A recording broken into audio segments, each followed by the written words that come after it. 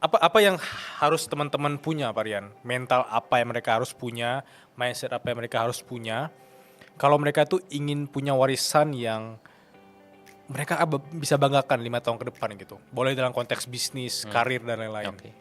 Yang pertama pastinya harus punya harapan ya, karena begitu harapan pupus itu self destruction dimulai. Dan cara terbaik untuk punya harapan adalah kategorisasi dan fragmentasi, bagaimana kita setting kita punya big goals menjadi milestone. Nah, aku jelasin dulu kenapa harapan ini sesuatu yang sangat penting. Ada satu fenomena namanya lipstick effect. Oke. Lipstick effect ini ketika kaum muda ngerasa, sampai mati pun gue nggak bakal bisa nabung punya rumah. Mendingan beli lipstick aja, murah dan dampaknya langsung kelihatan, tiba-tiba jadi cantik gitu. Lipstick effect ini adalah ketika udah nggak ada harapan, ya udah foya-foya aja gitu. Nah, maka harapan itu adalah sesuatu yang sangat penting. Kita yakin nggak sih ekonomi Indonesia tuh sedang buruk? Atau jangan-jangan seperti orang tua kita zaman dulu yang mungkin usahanya masih kayak di Tanah Abang dan bilang, gila ekonomi sepi banget. Tapi anak muda kayaknya dengan mudah. Mereka cuman ada Instagram, cuman buka TikTok, cuman buka Shopee, tiba-tiba omset Tanah Abang pindah ke sana gitu.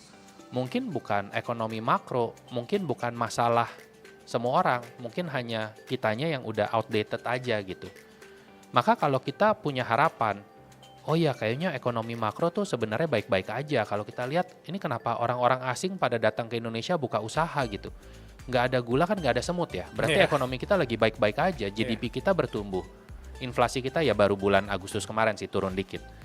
Jadi ya sebenarnya kalau GDP naik, inflasi turun atau cenderung biasa-biasa aja itu kita termasuk cukup bagus loh dibanding sama dunia lain gitu.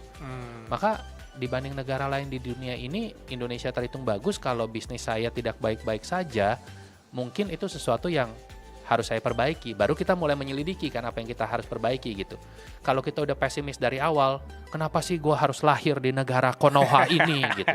Iya. Ya udah kita self blaming, lipstick effect, udah ini all out of our control, kita nggak ada yang ngambil apa yang within our hand kita lakukan. Ya dengan tidak ada harapan, di situ sudah tidak ada tindakan.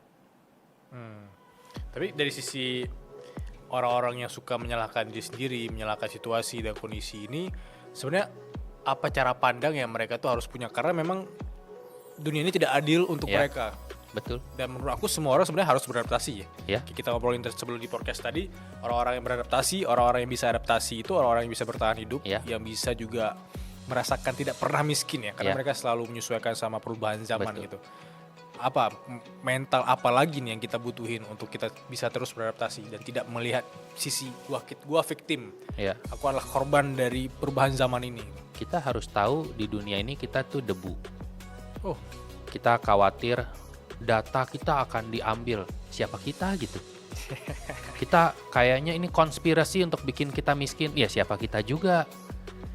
Kita harus tahu bahwa orang-orang kaya zaman sekarang pun mereka semuanya riding the wave. Kita mau bilang Nvidia, kita mau bilang Oracle, kita mau bilang Meta.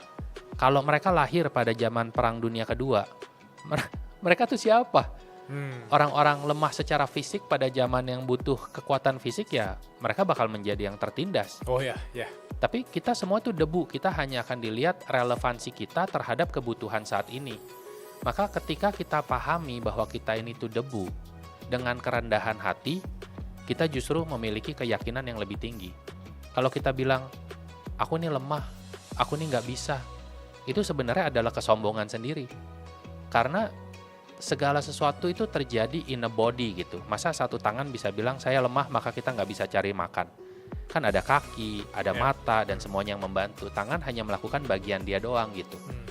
Maka itu sesuatu yang menurut aku kita harus benar-benar tahu kita ini hanya debu di dunia ini.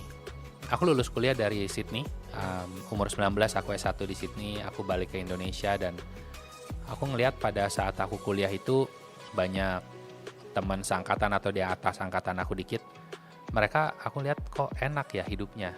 Mereka benar-benar ahli waris dari orang tua gitu. Tapi aku lihat sekarang ini kan udah ada jeda kurang lebih ya 15 tahunan lah.